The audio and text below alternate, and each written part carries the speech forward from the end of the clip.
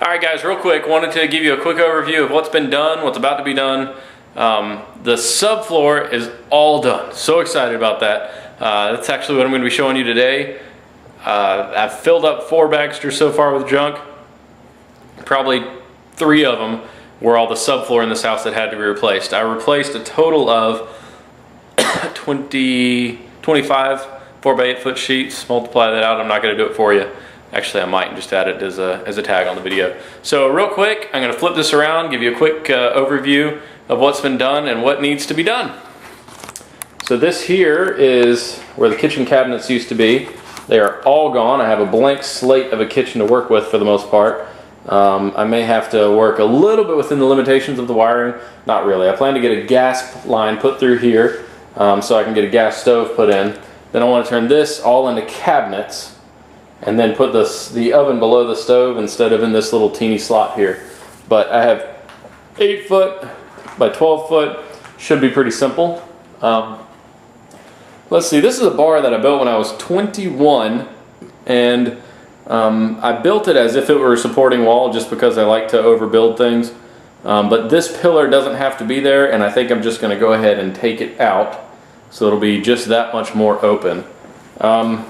This is the floor that's come up recently, and this is all the subfloor that's been replaced very recently. This was done within the last couple of days. That's the back side of the bar. It has shelves built in. This is a workbench that I built a couple days ago so that we could get up on it and scrape the ceilings because we wanted to get the popcorn ceiling gone in a few of the rooms. So we did it in here, we did it in all the bathrooms. This is the living room.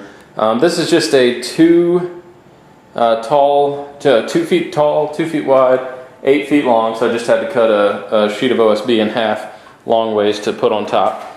And what I did was I took 2x4s. I'm going to end up putting some supports in the middle, but it holds my weight just fine.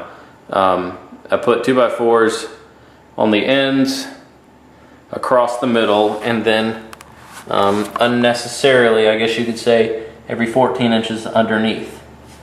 So it holds my weight just fine. Doesn't even budge when I'm on it. I don't know why I'm going to put center supports on it, maybe just for show. And then the OSB supports holding the legs are just for whatever. I just put those there. This is the foyer. You've already seen it. I widened out these doorways. If you can see that, they used to be standard 30-inch doors. This first one actually had a 30-inch door on it. The second one did not, but it was still a 30-inch opening. So I busted those out as much as they could be busted and widened them. That down there is where the band had to be replaced. I don't know if I have a video of that, but I had to replace part of the band under there. The den, basement, is going to be left off the list. None of that is going to be done until I move in.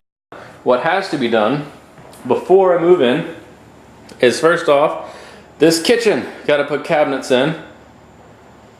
After the cabinets, well, before the cabinets go in, I'm going to paint everything. Ceiling, wall, and floor with a primer that is for covering mold. You can see a lot of this. That's been sprayed, so it's dead mold, if you want to call it that. But I'm going to spray it with a primer that's meant to cover mold if mold is there. Most of the, well, every other wall in this entire house has been sprayed with mold killer and wiped down. So those are the next few things on the list. Painting is the next big one. I'm going to have to block off all the walls. I'm going to rent a sprayer and, like I said, use a latex primer. And I'm going to paint ceiling, wall, and floor. The actual next thing I'm going to do, the next thing that you'll be seeing video of, is me mudding, spackling. You know, there's lots of gouges in this roof from a tool that I bought that I'm not going to make fun of, but it didn't work very well, and it's the only one I've ever seen that's specifically for scraping ceilings. It was so flimsy that in the middle of it bowed a little bit, tore this up. So blame me, blame the tool, whatever you want to do. I didn't like it, so I returned it and got me a regular old mudder or scraper, putty knife, whatever. But that's it.